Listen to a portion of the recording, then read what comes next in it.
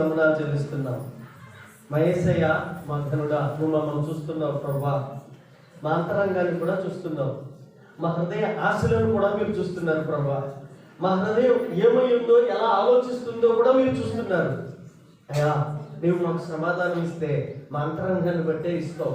మా ఎడల కార్యాలు అంతరంగాన్ని బట్టే చేస్తావు. నైనా ఇదిగో ఈ మధ్యాహ్నం మేము నీకు యోగ్యంగా ఉండినట్లుగా అయ్యా మమ్మల్ని మీరు మార్చండి, మరల్చండి, చెక్కండి. నీ సారిపై వేసి నీ రూపంలో వచ్చేదాకా తిప్పండి ప్రభా. నీ వరకున్న షేప్ మాకు వచ్చే వరకు మమ్మల్ని మీ చేతుల్లో నుండి నేను తొలగించొద్దు, తీసివేయొద్దు. సహాయం చేయండి. మీ సాక్షులుగా నిలబడి నీ బిడ్డలను బట్టి మీకు వందనాలు చెల్లిస్తున్నాం. అయినా ఇప్పుడు మీరు చేసిన ఘనమైన కార్యాలను బట్టి వందనాలు. ఇక మీదట ఎప్పటికంటే అత్యధికమైన మేలులతో బిడ్డలను నింపండి, నింపుదురు కాకని ప్రకటిస్తున్నాం. వారి ఆశలను తీర్చమని యేసు పరిశుద్ధం బట్టి అడుగుతున్నాను తండ్రి. ఆమేన్. హల్లెలూయా. 25 కంప్లీట్ అయిపోయి 26లోకి వచ్చామా? 26 అయిపోయినాయా? 25 పూర్తిగా అయిపోయింది. రైట్, సరే. 25 సంవత్సరాలు పూర్తిగా అయిపోయిన సందర్భంగా సిల్వర్ జూబ్లీ మినిస్ట్రీకి చేసాం.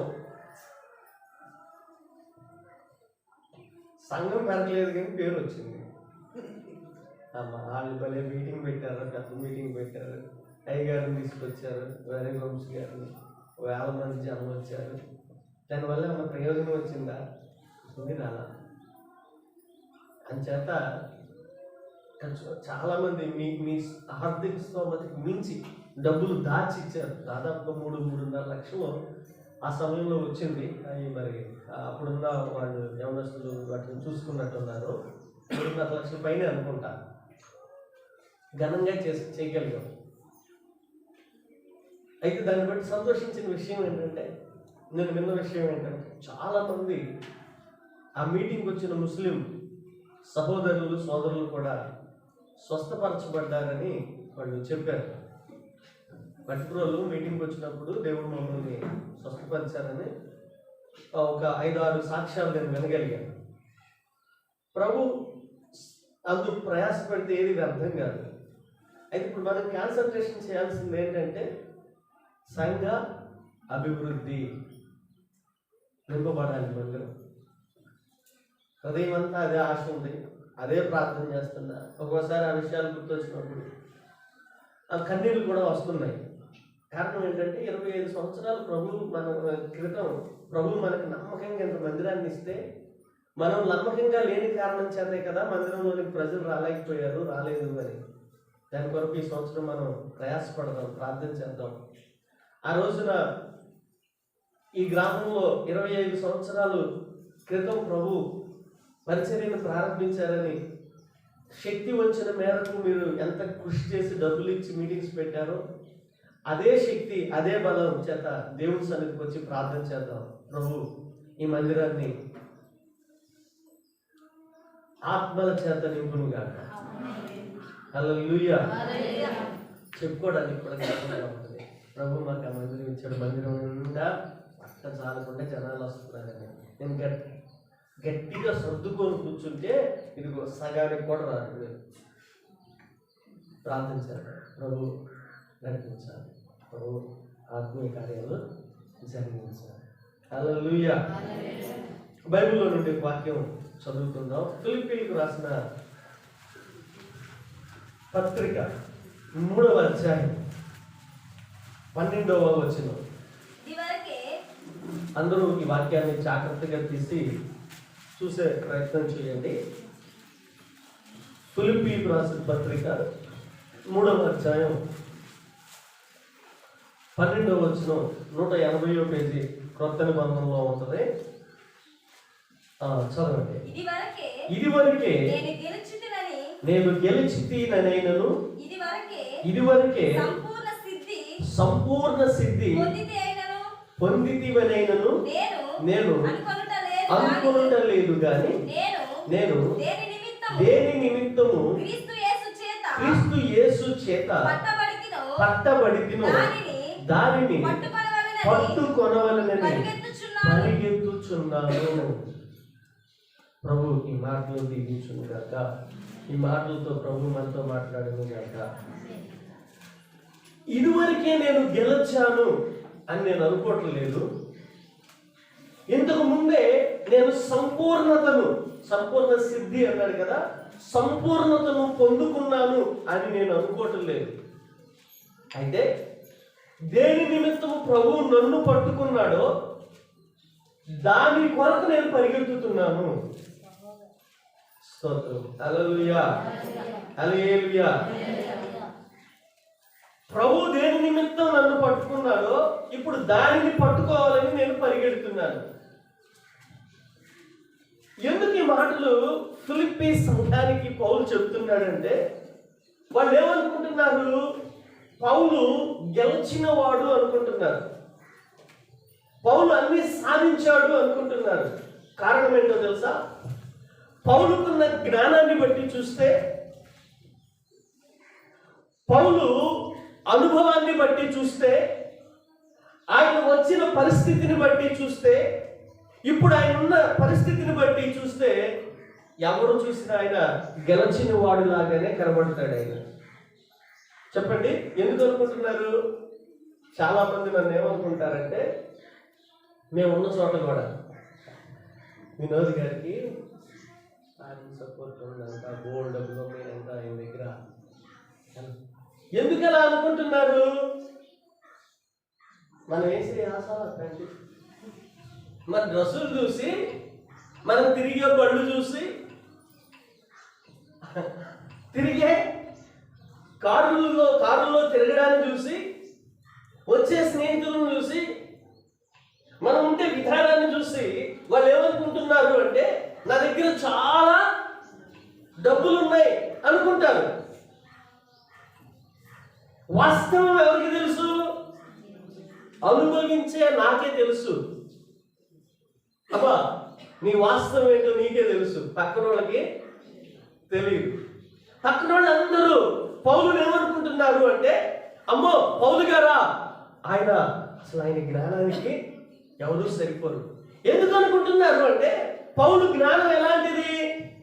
అపోస్తలుల కార్యాలు 22వ అధ్యాయం 3వ వచనంలో తీయక్కర్లేదు కానీ, గమాలియేలు పాదాల దగ్గర ఆయన చదువుకున్నాడంట. దేవునికి స్తోత్రం. భారతదేశంలో ది బెస్ట్ యూనివర్సిటీ ఏది? అబ్బాయి చదువుకున్న వాళ్ళు ఎవరైనా చెప్తారా? భారతదేశంలో అదేదో అంటారు కదా, ఫిలానియా, బిట్స్ పిలాని ఫేమస్ కదా అందరూ. అదేనా ఇంకేమన్నా ఉందా నాకు తెలీదు అంటారు. అంటే మనం ఆ రేంజ్కి వెళ్ళాలా చదువుకోవడానికి. బిట్స్ పిలాని అంటారు. బాగా చదువుకున్న వాళ్ళు, జ్ఞానులు, టాపర్స్ అందరూ అక్కడే చేరతారు. అలాగే ప్రపంచంలో ది బెస్ట్ యూనివర్సిటీ ఏదంటే ఆక్స్ఫర్డ్ యూనివర్సిటీయో ఏదో అంటారు. ప్రపంచంలో బాగా తెలివైన వాళ్ళకి వాళ్ళు సీట్లు ఇచ్చి అక్కడ చదివిస్తారు. అలాగే పౌలు యవన కాలంలో ఉన్న ఆ రోజుల్లో గమాలియేలు అనే ఒక జ్ఞాని దగ్గర, ఒక యూనివర్సిటీ లాంటి ఆ పరిస్థితులలో అందరూ వెళ్ళి చదవలేని ఆయన దగ్గర పౌలు చదువుకున్నాడు, ఆ జ్ఞానాన్ని నేర్చుకున్నాడు. ఇప్పుడు పౌలుకున్న జ్ఞానం అపరిమితమైనది. ఆ జ్ఞానాన్ని బట్టి చూస్తే పౌలు చాలా గొప్పవాడిగా కనబడుతున్నాడు. రెండవది ఏంటి అంటే, పౌలుకున్న జ్ఞానం ఎలాంటిది? 1 కొరింథీ పత్రిక 15వ అధ్యాయం 10వ వచనంలో ఏమని రాయబడి ఉంటుందంటే, ఈ మాట చదవండి. అయినను నేనేమై ఉన్నానో అది దేవుని కృప వలననే అయ్యున్నాను, మరియు నాకు అనుగ్రహించబడిన ఆయన కృప నిష్ఫలము కాలేదు. కానీ ఈ మాట జాగ్రత్తగా గమనించండి, వారందరికంటే నేను ఎక్కువగా చాలండి. 1 కొరింథీ 15:10లో ఈ మాట పౌలు చెప్తున్నాడు. వారందరికంటే నేను ఎక్కువగా. ఎవరిళ్ళు? అపోస్తలులు, యేసు ప్రభువుతో ఉన్న 12 మంది శిష్యుల కంటే నేను ఎక్కువగా పని చేశాను. ఎక్కువగా పని చేసినోడికి ఏముంటుంది? అనుభవం ఉంటుంది. అంటే అనుభవంలో పౌలు అపోస్తలుల కంటే ఎక్కువగా కనబడుతున్నాడు, ఎక్కువగా ప్రయాసపడ్డాడు, ఎక్కువగా పనిచేశాడు. ఆ కారణం చేత అక్కడున్న ప్రజలందరూ అమ్మో ఈయన చాలా గొప్పోడు అనుకుంటున్నారు. దేవునికి స్తోత్రం కలుగును గాక. మరి ఆయన వచ్చిన బ్యాక్గ్రౌండ్ ఏది అంటే, అదే అపోస్తలులు 22వ అధ్యాయం 3వ వచనంలోనే నేను కిలికియాలోని తార్సులో పుట్టిన యూదుడను. అయితే ఈ పట్టణములో గమలీయేలు పాదముల యొద్ద పెరిగి మన పితరుల ధర్మశాస్త్ర సంబంధముగు నిష్ఠయందు శిక్షితుడనై. చాలు, జాగ్రత్తగా గమనించండి.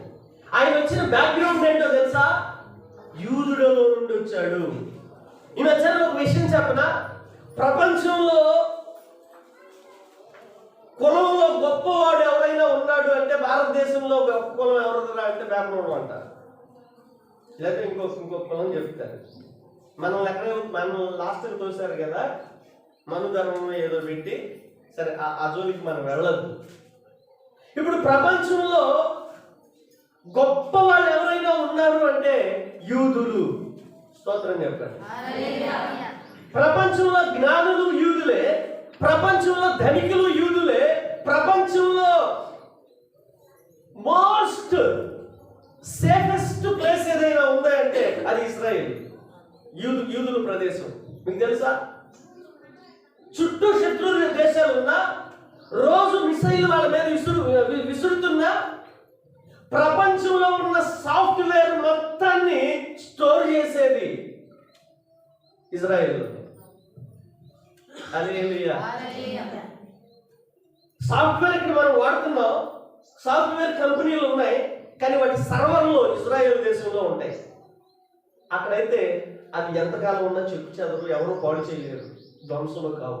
అందుచేత ఆ ప్రదేశం అంత క్షేమకరమైన ప్రదేశం అని ప్రపంచంలో ఉన్న ఆ సాఫ్ట్వేర్ కంపెనీలకు సంబంధించినవన్నీ వాళ్ళు అక్కడ దాచుకున్నారు. అంటే ఈ పౌలు ఎక్కడి నుండి వచ్చాడు? యూదా వంశములో నుండి వచ్చాడు. అంటే శ్రేష్టమైన కులంలో నుండి వచ్చాడు, అత్యున్నతమైన స్థితిలో నుండి వచ్చాడు.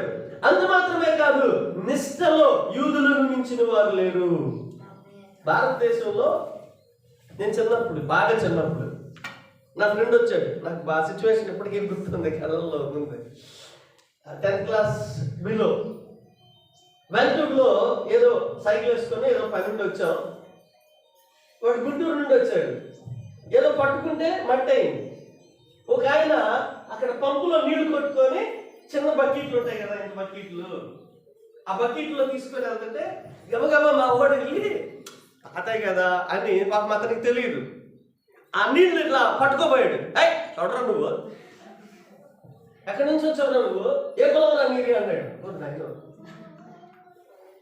ఎందుకన్నాడు అంటే ఆయన బ్రాహ్మణుడు అంటూ, ఆయన వస్తువులే కానీ ఆయన్నే కానీ ఎవరు ముట్టుకోకూడదు, అది నిష్ఠ అని దానికి పేరు పెట్టారండి. యేసు రక్తమే చేసి భారతదేశంలో నడిచింది చాలా కాలం, కొన్ని చోట్ల ఇప్పుడు కూడా నడుస్తుంది. ప్రభువు వాటన్నిటి నుండి యేసు నామంలో క్రైస్తవ మిషనరీల చేత ఆ దుర అహంకారాన్ని ప్రభు తొలగించాడు, పూర్తిగా తొలగిపోవును గాక. ఆయన రక్తం మనుషులో ఉంది, మనుషులందరూ ఒక్కటే. ఇప్పుడు ఈ నిష్ఠలో టాపర్స్ ఎవరైనా ఉన్నారు ప్రపంచంలో అంటే వాళ్ళు ఎవరు? యూదులే. ఇప్పుడు చూడండి, ఆయన చదివిన చదువు అలాంటిది, ఆయన వచ్చిన వంశము అలాంటిది, ఆయనకున్న నిష్ఠ అంత గొప్పది. వీటన్నిటి కారణం చేత ఆయన చూడగానే ఏమనిపించింది? అమ్మో, ఆయన చాలా గొప్పోడు అనిపిస్తుంది. ఇప్పుడు ఆయన ఉన్న స్థితి ఏమిటి? ఆయన ఏమంటున్నాడంటే, ప్రభువు నన్ను ఒక కారణం చేత పట్టుకున్నాడు, ఆయన ఏ కారణం చేత నన్ను పట్టుకున్నాడో దాన్ని పట్టుకోవాలని నేను పరిగెడుతున్నాను. ఇప్పుడు ఎక్కడున్నాడు ఆయన? ఆన్ గ్రౌండ్ లో ఉన్నాడు. అంటే పరిగెడుతున్నాడు. దేవునికి స్తోత్రం. పరిగెడుతున్నాడంటే గెలిచినట్ట గెలవనట్ట చెప్పాలి. గెలిచినట్ట. అదే బాబు మిమ్మల్ని పెట్టాలి తెచ్చేదిగా. నేను ఇంకా పరిగెడతానే ఉన్నా. పరిగెడతానే ఉన్నాను అంటే గెలిచినట్ట లేదు. దేవునికి స్తోత్రం. హల్లెలూయా. మరి ఓడిపోయినట్ట కాదు. స్తోత్రం చెప్పండి గట్టిగా. అలాంటి ఒక సేవకుడిని పట్టుకొని, ఆ స్థితిలో ఉన్న ఒక నాయకుడిని పట్టుకొని ప్రజలు ఏమనుకుంటున్నారంటే, అమ్మో పౌలా ఆయన ఆల్రెడీ అన్ని గెలిచేశాడు, అన్ని చూసేశాడు. దేవుని బిడ్డలారా, క్రైస్తవ ప్రపంచంలో గెలిచిన వాడు బ్రతికుండగా ఎవడో ఉండడు. దేవునికి స్తోత్రం. అందుకే పౌలు ఏమంటాడంటే, నేను గురి వద్దకి పరిగెడుతున్నాను. వన్స్ నువ్వు గురి వద్దకి రీచ్ అయ్యావు అంటే ఇక నువ్వు కనబడేది పరలోకంలోనే, భూలోకంలో కనబడదు. దేవునికి స్తోత్రం చెప్పండి. హల్లెలూయా, హల్లెలూయా. ఇన్ని లక్షణాలు పౌలుకు ఉన్న కారణం చేత పౌలు ఏమనుకుంటున్నారు అంటే, అయ్యా నువ్వు గెలిచిన వాడివి. పౌలు ఏమంటున్నాడంటే, నా స్థితి నాకు తెలుసురా, మీకేం తెలుసు? దేవునికి స్తోత్రం కలిగింది. నేను ఇంకా పరిగెడుతున్నా, నేను ఇంకా గెలిచాను అని అనుకోవటం లేదు. నేను ఇంకా సంపూర్ణ సిద్ధిని పొందాను అని అనుకోవటం లేదు. దేవునికి స్తోత్రం. హల్లెలూయా, హల్లెలూయా.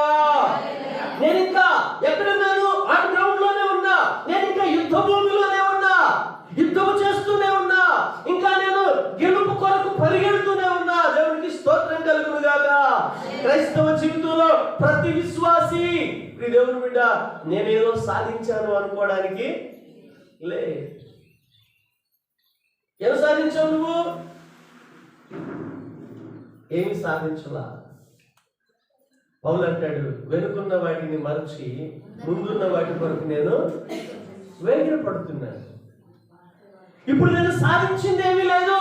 ఇంకా ఏమైనా ఉంది అంటే అది సాధించాల్సింది. అందుచేత నేను ఇప్పుడు ఎక్కడున్నాను? పోరాటంలో ఉన్నా. దేవునికి స్తోత్రం. పోరాటంలో ఉన్న వాడిని గెలిచావు అని ఎవరైనా చెప్పగలరా? చాలా మంది ఏమంటారంటే, చదువుకుంటాం, అది ఒక పోరాటం. చదువుకున్న తర్వాత ఉద్యోగాలు రాక, సామెతలు ఉన్నాయి కదా, చెప్పులు అరిగేదాకా బట్టలు మాసేదాకా తిరిగినా ఉద్యోగాలు రావు. ఇప్పుడు ఉద్యోగం వచ్చిందనుకో వాడు గెలిచినట్టేనా? అయ్యో, చదువుకున్న తర్వాత ఉద్యోగం వస్తే గెలిచినట్టు కాదా? ఏం గెలుపు? చదువు రాగానే చదువుకు తగ్గ అమ్మాయి కావాలి, గవర్నమెంట్ ఇచ్చే జీతానికి తగ్గ కట్నం రావాలి. సరే, ఎతికి తెస్తారు వీళ్ళు. తెచ్చిన తర్వాత అంత కట్నం తెచ్చిన కుదురుగా కూర్చుంటుందా? చెప్పిన మాట వింటదా? ఏమో, ఆమె చెప్పిన మాట మనం వినలేదనుకో, మొగుడు తీసుకొని బయటికి వెళ్ళింది. వేసి రక్తమే ఈడేదో మనం ఉద్ధరిస్తాడని ఉన్నదంతా తాకట్టు పెట్టి, లేకపోతే రక్తం చెమటగా మార్చి, లేకపోతే నేను కడుపు కట్టుకొని ఈయన చదివించి ఈడుకు ఉద్యోగం తెస్తే పెళ్ళైన తర్వాత పెళ్ళాన్ని తీసుకొని వెళ్ళిపోయాడని ఏడుస్తున్న తల్లిదండ్రులు, అయ్యో మమ్మల్ని మా పిల్లోడు చూడలేదన్న తల్లిదండ్రులు ఎంతమంది లేరు? ఇప్పుడు అది గెలిచినట్ట ఓడినట్ట? వేసి రక్తమే. హల్లెలూయా. ఇది పెళ్ళైన తర్వాత పిల్లలు కొడతారా లేదు, ఇదొక టెన్షన్. మళ్ళీ మధ్య ఎందుకు చెప్తున్నానంటే, కొల్లూరులో పెళ్లి చేశారంట. పాస్టర్ గారు చెప్తున్నాడు రాత్రి. పెళ్ళి అయితే అలా అవుతుంది, సంఘంలోనే చేశారు పెళ్లి. పాపం అది కూడా ఇంటర్ కాస్ట్ మ్యారేజ్ చేశారు. పెళ్లి కూతురు ఒక కులము, పెళ్లి కొడుకు దుఃఖలం. తల్లిదండ్రులు ఒప్పుకొని మందిరంలో ఘనంగా పెళ్లి చేస్తే నెలే అవుతుందంట. విడాకుల కోసం అప్లై చేశారు. కారణం మూడు కారణాలు చెప్తున్నాడు. అన్ని యోగ్యులే, బాగా డబ్బులున్నాయి, చూడటానికి అంత సమర్థవంతంగా ఉంది, కానీ వాళ్ళ అంతరంగంలో ఉన్న, వాళ్ళ వ్యక్తిగత జీవితంలో ఉన్నవి బయటకి ఎవరికి తెలియదు, వాళ్ళకే తెలుస్తాయి.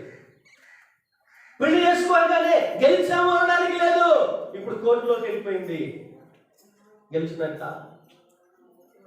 ఒకవేళ పిల్లలు పుట్టారు, పిల్లలు పుట్టగానే మళ్ళా వాళ్ళ చదువులు, మరలా వాళ్ళకి ఫీజులు, మరలా మన ఇల్లు, మన ఇవన్నీ. ఇక నీ గెలుపు ఎప్పుడు అంటే ఎప్పుడు